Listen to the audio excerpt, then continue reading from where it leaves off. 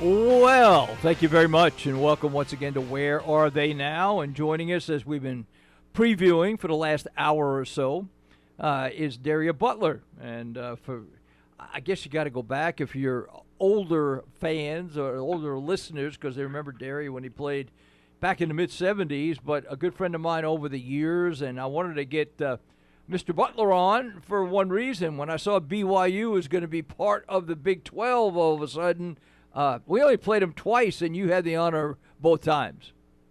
Yes, we did, and it happened to be in a bowl game, I guess, which is the best time. But there's not a whole lot of pressure like it would be if they were in your conference, regular season, and it counted toward the championship. Did that bring you back when you first heard that information that they were going to join the Big 12? Oh yeah. You automatically went back to what did they do, and who was that guy that was their quarterback, and who was all the guys that you had to face off against. You start trying to recollect who those people were, and how well did you do against them when you had an opportunity to play against them. They were, as we were talking just a minute ago before we actually went on the air, BYU back in the day, I sound like the old man on that bench again, but back in the day, they were kind of the outlier, if you will. They chunked it around a lot. They had quarterbacks that were that kind of a quarterback, and I'm talking about guys like Scheide and Gifford Nielsen. They threw it 30 times, 40 times a game. That was not the style of play back when you were there. Oh, no. We had to really prepare for that. And there's all kind of different tendencies you build up over the year when you're used to seeing that ball run inside, and occasionally, thrown to a tight end or something. These guys are, they come out on a regular basis flinging it all over the field, just a general part of their offense. I always say it was like, we played in a phone booth back in your day. The game was played between the hashes, and now we play in a parking lot where they chunk it all over the place. But and I tell these guys here, and again, to compare generations and compare teams is probably not smart. But, you had to be a legitimate tough guy to play defense back in the old Big 8 days in the mid-'70s. Oh, yeah, because you saw a lot of, blocking down and pulling and kicking out. You saw the world-famous robot all the time, particularly in practice with Robert Turner. Buffalo was one of the best at it. So you saw that a lot. You saw a lot of close action stuff. So there was a lot of bam football with bigger guys. They weren't quite the size they are now, but they were still big relative to when you were playing. I don't know if we've ever touched base on this subject since we've had you on a bunch of times. How did you actually get from Louisiana to Stillwater, Oklahoma? Well, it was sort of by accident. My high school quarterback, he had a relative that was a professor, I believe, in the ag department. Mm-hmm. And as a part of searching around to get him somewhere to go play, the way I understand it, Bum Phillips saw me playing. I was sort of a utility player in high school, and that's what caught his eye, and that's how I got recruited here. Just that simple. Yeah, you did some quarterbacking in high school, I think, didn't you, as well? Yeah. So Yes. So they saw the potential of you actually being a physical defensive player when you got here. But I want to go back again to the Louisiana connection, if you will. I mean, now recruiting is national for Oklahoma State. There's not a, I'm not surprised any state that they get somebody from now because they have a brand. But that wasn't the case back in the day. It was pretty much regional, local stuff. To get into Louisiana, to get a guy like yourself, that was out of the step as far as what OSU did. Yeah, but I was recruited mostly by small schools. SMU recruited me, and I made a trip over there. But other than that, it was inside the state of Louisiana that mostly the interest in myself. So I knew about the Big 8 at the time, and OU and all that, but I wasn't familiar with Oklahoma State. Did you envision that you would actually end up on the defensive side of the football, or did you have, like a lot of high school kids, visions of grandeur, being an All-American quarterback and throwing and passing and doing what you do? No, I just wanted an opportunity to play. I wasn't honed in on any position when I came in. I wasn't locked in to be anything other than wanted the opportunity to get on the field, and that way you're make your way. You know, I've quoted Jim Stanley a million times about you, but he was always very vocal about and praising you when you played here, saying your attitude was better than he's seen anybody that he ever coached. And attitude meant a lot, obviously. But when you first got here, how long did it take you to figure out, I've got to do this to find my niche?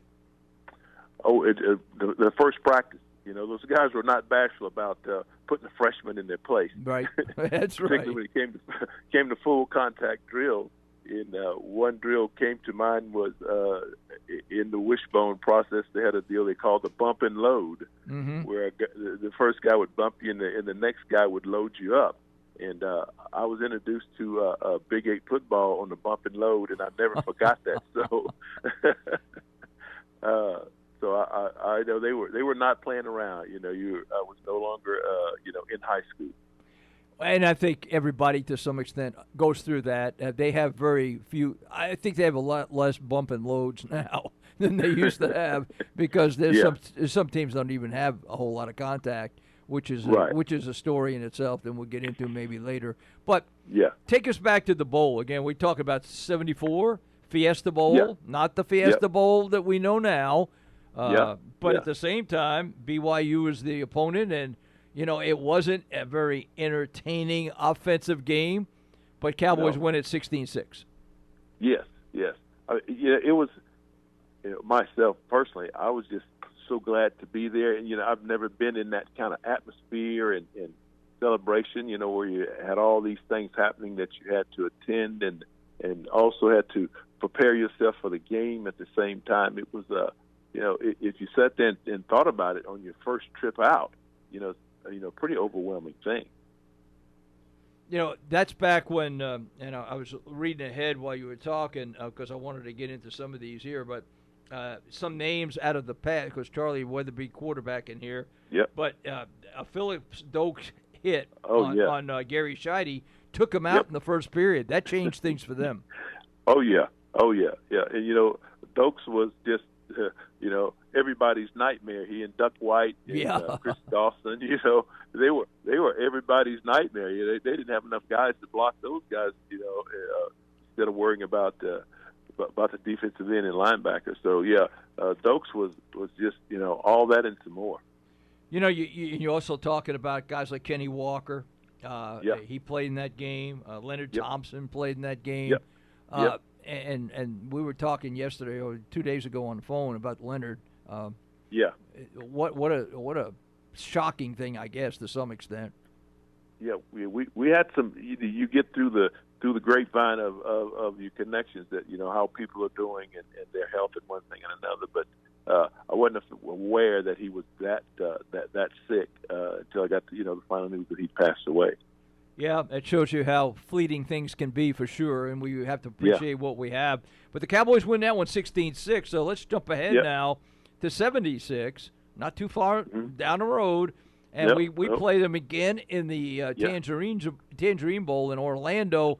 But, hey, 49-21, Cowboys win, much different game. Oh yeah, we were sort of strutting our stuff around that game. I know from the defensive side, we did not lack any confidence, because we played some tough opponents, and thinking that your conference is a tough one, right? So these guys from out west, they can't compete with us. So we were pretty jacked up internally as a team. Because we mentioned Dokes, but we had a pretty good tandem of a guy named Miller and a guy named Turner who kind of ran things on the offensive side. Yeah. As the opponents found out quick, his nickname Buffalo wasn't given to him by mistake, and they found out right away that when the block comes, you better get ready for Robert, at least alone for Terry. And he could run up and he can get up down the field. That's for sure. Miller was, But I'm glad you brought up Buffalo, because he was a guy that never screamed, look at me, I did this, I did that. He was about as the consummate team player that I've ever seen here. Solid guy. I mean, to this day, I know I interact with Robert, And just a little side note, Robert was my first roommate when I came to Oklahoma the summer prior to my freshman year. Really? I came to Oklahoma, and Robert and I lived together. Wow. Yeah. See, I see Buffalo around here from time to time, being in Stillwater, but I didn't know that. That's the first time I'd heard that. Yes. So he was sort of, I lived with him, and he sort of, take me around and, make sure that the new young guy kind of understood the lay of the land. And then we still have the connection to this day. Yep. You played with some great Cowboy players. I mean, people that maybe the younger generation, they may not be tuned into, but those who followed this team, and we did share the conference title in '76, but some great individual players that, as you said, I mean, you could probably tick them off on the defensive side before I could. I mean, guys who were really stout. Oh yeah. You got Willie Lester. At his size, playing cornerback. He was as big as we were playing defensive end, as Lorenzo Turner and myself were. Mm-hmm. You got John Weimer inside. You got Richard Allen at the nose guard. It just Clifton Sullivan. You got Joe Avancini playing. It's just this just on and on and on. How physical? And I wanted to get back to this, so we'll do it now.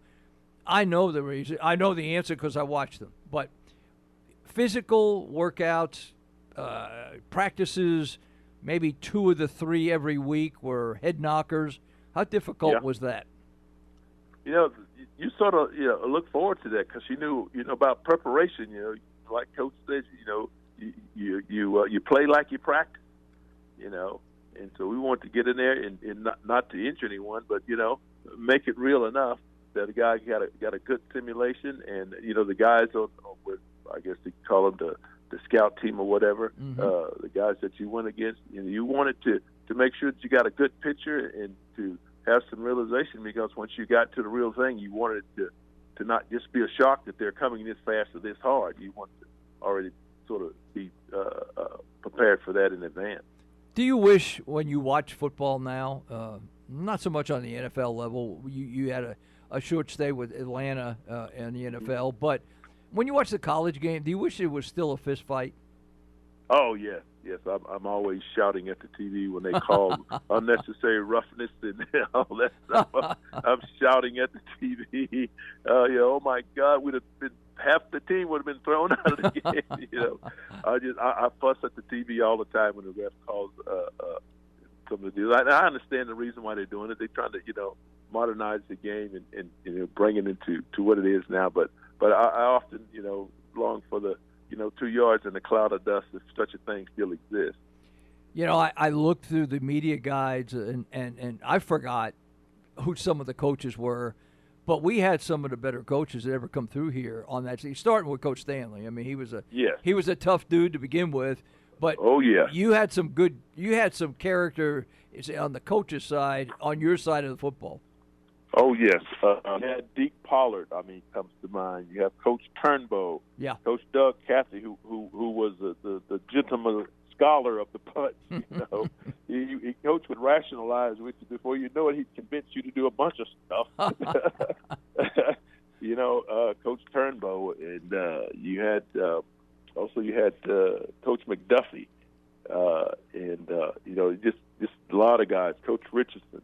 It was, Coach Young was on that team. That's right, he was a young coach. Mm-hmm. Yeah, he was a young coach.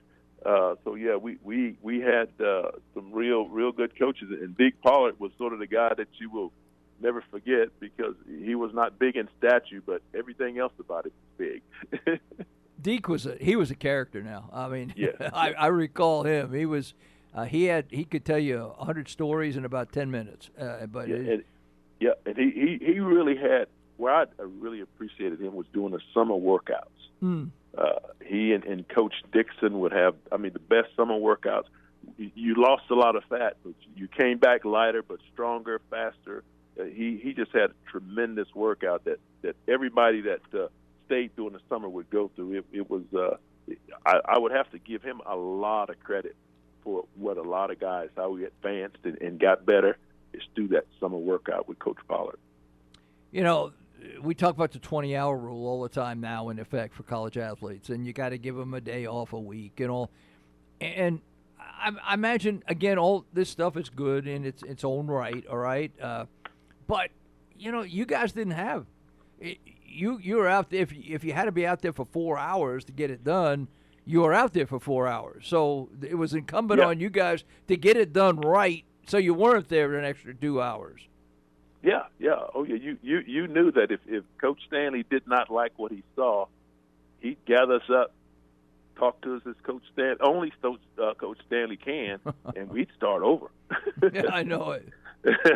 We'd start stretching, and we would go through the program again. So everybody knew when you're out there, Coach Stanley wanted you on undivided attention. He would, let you know in knowing certain words that you're not participating as you should. And you guys had the privilege of practicing on the field east of Gallagher Hall back then, where it wasn't near as nice, and it was hard to hit that turf. It was that wasn't exactly the softest grass and dirt that you could find. No, it was not. It was. And coming from high school, I never played on AstroTurf. Yeah. So I had no idea. I had to get used to it because I would find myself stumbling and stubbing my feet, because you have to really pick your feet up, and that stuff was unforgiving as far as turf burns and turf toe and that sort of thing. But you guys got through it and are better for it. But some great names, legendary names in there, and Big A football is still kind of my favorite when you get right down to it. I just never jumped on board with this flinging around 40 times a game. No, you can run and make a few tackles. Defensive backs like it because it improved their stats. But the guys along the line, unless you can get back there and hopefully get a tip ball or something for an interception or have an opportunity to tackle someone out in the open field, you don't get a lot of plays up front. But you know what hadn't changed? I don't care if you're flinging it around or not. From a defensive viewpoint, you still got to get after that quarterback and make him uncomfortable. That has not changed over the decades. That's the golden rule right there. You have to make him think about something other than what he's doing. When he's in the huddle, he has to be thinking, these guys are coming off the corner, or my guard's not picking up the blitz, and got to get in his head so he can make some small errors that hopefully the guys in the back can benefit from. And we don't have as much individual conversation that goes on between players like we used to, because now if you even look at somebody wrong, they throw a flag. But there were some choice words from time to time between opponents. All the time. All the time. All the time. I mean, you look for it, particularly after you play a guy a couple times, you get to see him again next year. In particular, if you got the best of him, you wanted to make that the issue, right? Yeah, right. Certainly remind them of what went on in years past. Yeah. Hey, get us up to date now on what you've been doing here. We haven't talked in a while. I think the last time we talked and we went over, the Highway Patrol, you spent a long time with the Highway Patrol. Well, I did 13 years with them, and then I went over and worked at the Oklahoma newspaper. I worked for them for 25, 26 years, something in that area. And then, just kind of hanging around, just picking up odd jobs here and there, just like you said before, just doing what I want to do, not what I have to do. And when you want to do it. That's the beauty of retirement. Yes. That is the beauty. And you sound like you stay in touch with as many as you can. I mean, social media allows people to do that now, I guess. Yeah. I see. Matter of fact, I went fishing with Calvin Miller and Calvin and then James White. We went fishing not long ago. Really? I see Robert from time to time, and just run into people here and there. So yeah, at every opportunity, you try to get together, and break some bread with the guys and just kind of keep up with what's going on. My listeners would be really mad if you said you talked to Daria Butler and you did not discuss the Cowboys win in Norman 31-24 in 19. So please get me off the hook and at least look back on that one if you would. Oh, it's just hard to describe that. The thing that I remember most about that is not so much the game as coming back to Stillwater. Mm-hmm. And getting off the bus. I mean, that was just, that was huge. That was huge. And then standing on the sideline and watching Terry run down the sideline and Skip going in for the touchdown. I mean, it's just you just bring back all those big moments. Those are moments you can't take away. Then Willie Lester, he sealed it. He intercepted the ball. Right. To seal it. And I see Willie all the time. So, but those are just unbelievable. And people talk about a lot of things. And we beat a good team, but we were a good team also. We'll come full circle on this one, Daria. And what were your thoughts and what are your thoughts about this expansion? Oklahoma, Texas jumping the league eventually, adding 4 teams to the Big 12, including BYU. What are your feelings on that? Like most people, it gets down to money. Perhaps that's benefiting OU and Texas. But my only thought about the additions to the Big 8 is, the logistics in the distance. That's in the other sports. How's that going to work? And, sure. Getting all the equipment. Like when they go over to play Boise. When does the equipment leave? To get there on time, and the fan base. How many of the fan base can get there? There's different things like that. My focus would be on the fans and the other sports. Does BYU have wrestling? I don't know. Well, yeah, and there are things to take into consideration, but we also know what this is all about. It's about the money that football brings in, and now that we know that, we can look at this thing from a different perspective, I guess. And I understand that, and not looking at it through some naive lenses. But I think as far as the teams, Cincinnati. I mean, look, they're number 7. They've been doing a great job, here in the last 3 or 4 years, if not longer. University of Central Florida, everybody recruits Florida.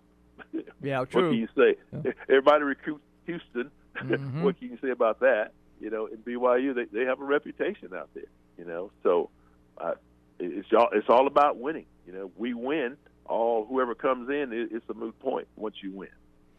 I'd be remiss if I didn't ask you this, too. I mean, being from Louisiana, we're seeing Louisiana's getting more than its share of rain and storms. I don't know if you still have family down there in any form or fashion. Yeah. How are they doing there? How are they doing? Well, lots of family down there. My brother and his wife and his sister-in-law came here and spent 3 or 4 days with me. So my other family members, they went with their daughter-in-laws and in-laws to Texas and other places out in the distance. But keep my fingers crossed. No one lost any property or anything like that. They got their power back. And everything seems to be going pretty good. They've lived through. Can't tell you how many they've lived through down there. So Jeez. They pretty much take it as serious. When the man say leave, they leave. Yeah, that's probably good advice when they tell you to get out for a while. What about your immediate family? We haven't had an update there as well. My son and my 2 daughters. We live here in Oklahoma City, not far from me, and I see them every Sunday, and I talk to them quite a bit, and I'm always telling them, just like I always have as a parent, stop it. You hadn't changed that, right? No matter how old they get, you still say the same thing. That's right. Yep. But hey, look, we had a good time. We've known each other for a long, long time, I followed you from a distance, obviously from here. But we always appreciate you having on because you and I could reminisce for 2 hours on the radio, and we don't have that time as usual. But I do appreciate you coming on again and sharing some time with us. No problem. And just before we get off, I'd like to give a shout out to Bobby Cole. Sure. He recruited me, and I hadn't. I don't know where Bobby is or anything, but I just wanted to give a shout out, to Bobby Cole. One of the better running backs we've ever had here. That's for sure. Yep. That's a name out of the past. That's one of the reasons I like to have you on, Butler. You bring up names that I haven't thought of in 20 years, for crying out loud. Yeah, but he's a good guy. Good guy. And you're doing good, and that's good as well. That's good to hear. Do you get up here? Do you get up here much? I mean, obviously, you come see some of these guys. As a matter of fact, we have season tickets. We came to both games. Okay. This year we sat up there, and with my wife and I we coached through both games. Made all the right calls. We left there looking for our check. We were at work. We were looking for our check. We coached through the whole game, so somebody needs to send us a check. Isn't that the way it is? And you didn't make one bad call the whole time. Not one. Hey, listen, when you get up here for the Kansas State game, we do our pregame show out at the Union, right outside the north door where they have the walk where the players come out. So you come on by and we'll get on and we'll put you on and we'll continue our conversation. So many places we could have gone here, but we got to get going and we'll let you go. But come up there and we'll see you. Come up to the table. We'd like to see you and your family. Sure thing, Tom. Thanks a lot. All right, buddy. Thank you. That's Daria Butler.